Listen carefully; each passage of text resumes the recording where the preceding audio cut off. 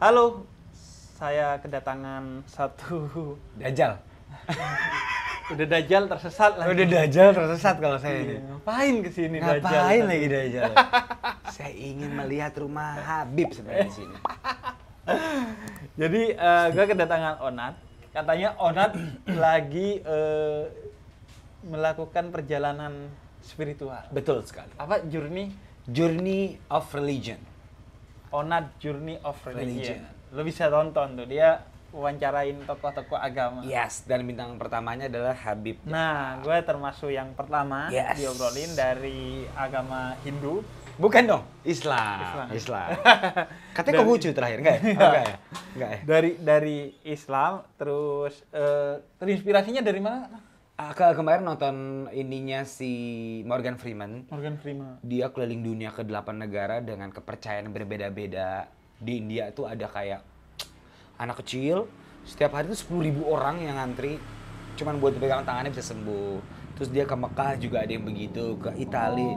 Jadi dia tuh explore bahwa semua religion tuh punya sesuatu yang unik dengan cara beribadahnya, tapi overallnya semuanya benar. Terus tujuannya sih. Lu kenapa tertarik bikin gitu juga? Karena saya dajjal. Saya dajjal dan saya ingin tahu tentang religion.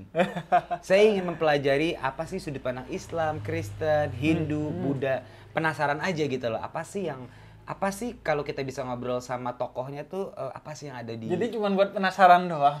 Bukan penasaran sih. Saya kira buat belajar terus masuk gitu iya, kan. gitu. Ada saatnya mungkin. Ada saatnya mungkin. gitu. Tergantung coki saya. Kalau coki masuk, saya masuk. Jadi kalau spiritualitas lu tuh jadi ini dibangunnya dari mana? Dibangunnya dari mungkin toko material.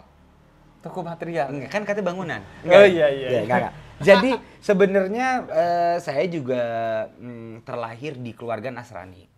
Nasrani apa? Katolik? Katolik. Tapi papa saya asli orang Hindu. Oh, papa lu Hindu. Hindu. nyokap Dia Katolik berarti? Nyokap Katolik, tapi akhirnya papa pindah.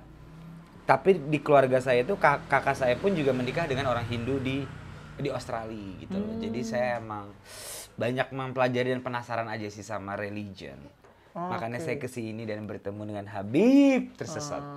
Siap. Itu. Jadi saya hanya ingin tahu sih sudut pandang sebenarnya apa sih artinya agama untuk kehidupan kita.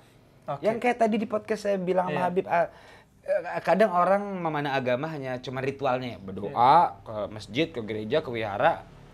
Udah, habis itu mabok lagi, judi lagi gitu kan ya. Atau masih nipu orang gitu. Jadi aku pengen tahu sudut pandang Habib aja sih sebenarnya. Kalau lu membangun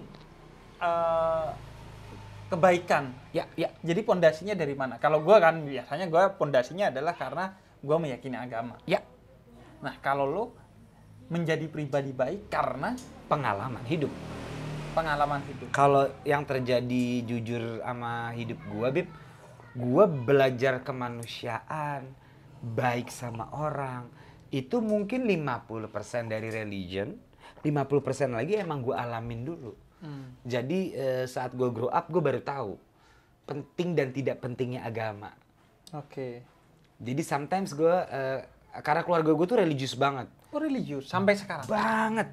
Sampai sekarang? Lu Sampai gak dimarahin sama keluarga? Nah, keluarga gue tuh ya cukup santai ya, karena dia berpikir kayak oke, umur lu udah hampir 30, lu bisa menentukan mana yang benar, yang penting gue udah ngajarin lu. Jadi terserah lu mau kayak gimana. Dan sampai sekarang lu gak memilih salah satu dari semua itu? Gue tetap Nasrani. Oh, lu tetap Nasrani. Tapi gue tidak menjalankan segitunya sih. Gue tidak membedah segitunya. Tapi lu masih, kapan terakhir lu ke gereja? Kayaknya tahun lalu deh. Natal doang. Itu pun juga dipaksa mama papa ya. Itu pun dipaksa. Itu pun karena seru gitu. Habis itu kan makan-makan. Ya kan? Anda bayangkan kalau Anda muslim, di gereja ada musik aja. Anda gak seru, gak suka. Betul. Apalagi di masjid. Emang kalau di masjid gak ada musik-musik yang ala gereja. Gak ada nyanyi-nyanyi. Iya. Itu saja saya sudah tidak betah. Apalagi masuk masjid. Jadi Lu membangun kebaikan ya karena pengalaman. Karena pengalaman. Pengalaman apa? Banyak perjalanan spiritual gue yang tidak gue sadarin. Jadi pada akhirnya gue bertanya-tanya, mana sih agama yang bener? Oke. Karena kan waktu gue dilahirin ya emang gue Nasrani. Tapi begitu gue grow up, gue banyak teman Muslim, teman-teman gue di Bali Hindu. Pada akhirnya gue belajar dengan sendirinya 50% dengan agama, 50% dengan akal gue aja. Tapi kalau Katolik tuh kan belajar kan waktu kecil. Sangat sekolah belajar. kan? Sekolah minggu. Sekolah minggu ya? Sekolah minggu. Jadi saya tetap sekolah Terus minggu. lu alumni sekolah minggu gitu-gitu? Iya dong. Tapi ya. Jadi lu sebenarnya lu ngerti. Ngerti banget gitu. Tapi mungkin spiritual gue tidak dapat di situ sepenuhnya. Dapat sedikit iya karena orang tua memaksa kan. Itulah peran orang tua, oh dipaksain ini, oh ini benar. Cuman kenyataannya pada gue grow up, gue bisa cari sendiri lah spiritual pengalaman gue. Gue ketemu orang yang nipu, yang jahat, gue jangan kayak gitu gitu. Jadi gue lebih ke logis aja sih. Kalau yang 50% yang lo dapetin dari agama, apa menurut lo daya tarik agama itu, apapun agamanya? Ya. Apa bagi lo? Maksud gue, yang menarik bagi agama dan menurut lo, agama tuh sebenarnya harus nonjolin ininya, agar orang-orang seperti gue tuh tetap relate dengan agama. Pertanyaan Anda sulit sekali ya, Bib. Ya kan, lo bilang kan 50% kan iya, dari 50%, agama. Apa? Okay. 50% mungkin gua belajar untuk mengetahui sejarah agama. Oke. Itu 50%. Gua tahu dulu apa yang gua anut, gua tahu dulu. Ceritanya begini, kebaikannya Tuhan begini, apa yang bisa gue contoh begitu, walaupun banyak yang gue langgar. Tapi ya pada kenyataannya yang gue bilang, kadang-kadang di hidup zaman modern ini adalah karena kita banyak nonton film barat, gue merasa menjadi kayak oke, agama tuh menurut gue 50%, rasionalisme 50%. Ada ini nggak cerita-cerita dari tradisi Katolik yang ngena banget gitu ke lo? Atau ayat atau apalah? Gue merasa di Katolik itu kita percaya sama Nabi Isa ya, atau Tuhan Yesus. Nah, terlepas dari entah, gue nggak tahu ya, entah dia Tuhan, entah dia orang biasa, entah dia Nabi, apapun itu, embel-embel orang stigmakan ke Nabi Isa, gue merasa kisahnya Nabi Isa tuh menurut gue itu beyond, itu out of the box aja menurut gue. Ada orang di luar manusia biasa. Di luar manusia biasa. Tanpa ada tanpa ada ini terselubung entah politik, entah dia mau apa. Kalau yang gue baca ya, dan ketulusan gitu ya. Ketulus. Contohnya memberi makan orang yang lapar, menyembuhkan orang buta lagi, rela meninggal demi orang-orang. Gue sih melihatnya, even nantinya pun kan kita nggak pernah tahu ya, apakah dia Tuhan, apakah dia ini apa. Tapi secara kasat mata gue melihat Nabi Isa perjalanannya, dia orang yang baik aja sih. Dan tanpa pamrih gitu. Tanpa orang harus jadi pengikut dia. Iya, kalau gue ngelihatnya kayak gitu. Dia tidak memaksa orang, ayo ikut saya. Atau terus gue melihat dia secara sudut pandang Nasrani ya, dia rela tidak menikah karena untuk melayani Tuhan. Dan lo mengikuti jalan itu? Tidak. Tidak, tentu tidak. Makanya luar biasa. Itu yang gue lihat kan, terlepas dari ada statement, dia mah bukan Tuhan, dia orang biasa aja mana. Tapi kalau even dia orang biasa pun, gue melihat ketulusan dia tulus. Gue nggak ngelihat cacatnya aja. Iya. Gue melihat dia punya argumen ya, gue tidak menikah karena gue ingin melayani Tuhan sepenuhnya. Itu pun di Katolik pun pastor seperti itu. Makanya gue kadang suka amazed. Gila ya, pastor bener-bener seumur hidupnya gak nikah, berarti tidak merasakan seks demi untuk melayani Tuhan. Jadi itu yang bisa gue ambil pelajaran, walaupun saya tidak mengikuti, tapi saya kagum seperti saya kagum dengan Habib. Habib kan sangat anti radikal, berani gitu. Anti radikal bebas. Anti radikal bebas. Udara radikal. Udara radikal gitu loh. Terus kalau ada yang salah, kayaknya Habib berani ngebenerin gitu loh. Nah, gue suka sama pesona orang yang seperti itu aja sih. Apalagi kalau yang 50 sisanya itu dari pengalaman, yaitu lo belajar dari kayak orang buruk, kemudian lo gak akan begitu. Iya, gue 50%-nya gue ngeliat dari situ sih. Gue mengalami, misalnya dulu gue jahatin orang tua gue, ntar pasti gue kenapa-napa. Misalnya gue nyolong duit temen gue, nanti gue juga akan rugi. Jadi gue lama-lama rasional. Kalau lu nggak mau dijahatin orang, ya lu jangan jahat aja. Oke. Kalau lu nggak mau dikatain orang, lu jangan ngatain orang gitu. Oke. Tapi 50% yang dari religion ya adalah gue melihat nggak bisa, tulus aja sih. Oke. Sebenarnya dalam Islam kan juga begitu. Iya, iya. Jadi in ahsantum li anfusikum. Kalau lu melakukan kebaikan, sebenarnya kebaikan itu untuk diri lu. Ya. Bukan untuk orang lain, bukan untuk Tuhan, bukan untuk siapa-siapa. Akan kembali untuk diri lu gitu. Ya. Jadi sama sebenarnya. Jadi toh ya sama-sama Sama gitu. kan? Ya udah, jadi tahu kan lo cara masuk Islam. Kita kan harus mengucapkan Assalamualaikum. Tapi kan kata Habib kalau mau masuk Islam bukan cuma sekedar kata-kata Assalamualaikum, iya. tapi dari hati dulu. Dari hati sebenarnya kunci dalam Islam itu adalah hati. Betapapun kita syahadat secara lisan, itu ya kalau hatinya tidak ya batal.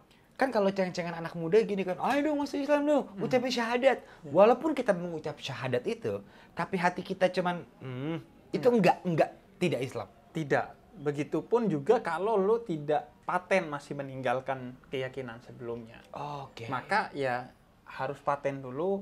Jangan sampai lo masuk Islam karena salah paham sama agama lo sebelumnya gitu. Oke. Itu kan Jadi, banyak sekarang iya, kayak gitu. makanya gue sering tuh pahami dulu agama sebelumnya. Kalau ada orang, Bib saya mau masuk Islam, pahami dulu agama sebelumnya. Jangan-jangan lo gak tertarik sama agama lo yang dulu hanya karena salah paham aja sama agama lo yang dulu. Oke. Baru Tapi kalau Habib udah pernah gak mengalami itu. Ada orang datang ke Habib, Bib ajarin saya Islam dong gitu. Terus tiba-tiba ternyata dia punya keputusasaan, dia tidak paham dengan agamanya yang dulu. Gue sih selalu bilang begitu. Dia sebenarnya datang biasanya udah belajar Islam dari konten gue. Kemudian, wah Bib saya tertarik kepada Islam. Saya pengen masuk Islam. Gimana step by stepnya. Akhirnya biasanya gue bilang gitu, pelajari aja dulu agamanya. Nah setelah itu kalau ada yang kembali lagi, ya udah berarti dia udah paten gitu.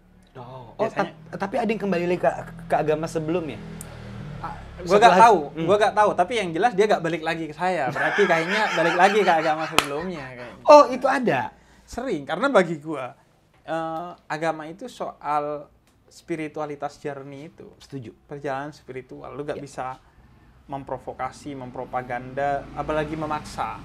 Dan gue memang dilarang untuk memaksa orang untuk beragama Islam, karena itu memang ya udah gue hanya mengajarkan, menyampaikan, ya udah terserah lu pada akhirnya. Yang penting yang kita sampaikan adalah sesuatu yang udah benar gitu.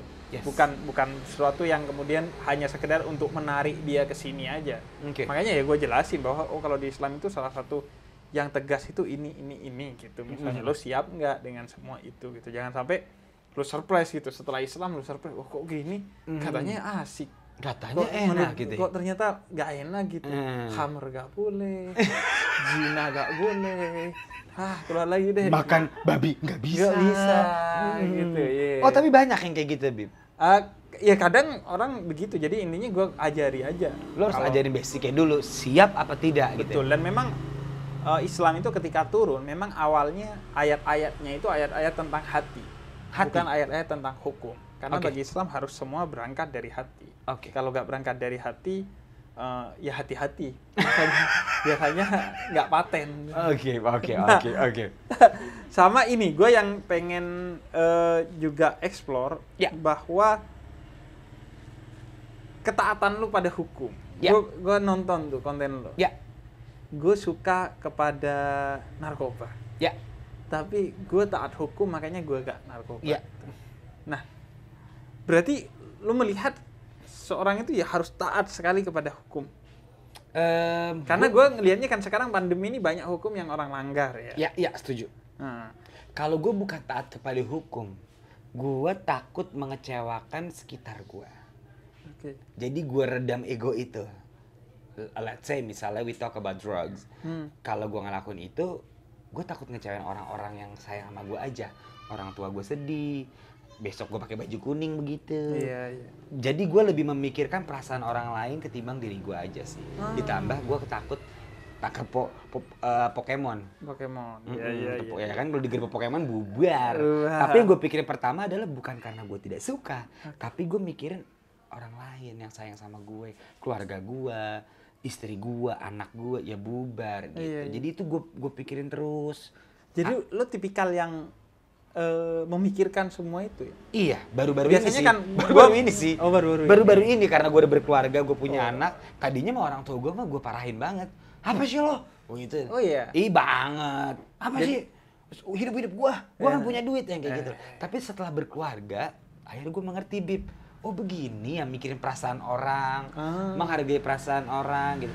Jadi ya gue juga harus menghargai perasaan pasangan gue, anak gue, orang tua gue gitu sih. Jadi itulah salah satu pentingnya Anda tidak bertahan dengan kejombloan ya. Iya, betul sekali. Agar hidup Anda lebih baik. Betul sekali. Itu gue setuju banget dengan merit karena ternyata kalau buat gue kan banyak juga kan, ngapain sih merit? Maksud kalau buat gue pribadi itu memperbaiki hidup gue.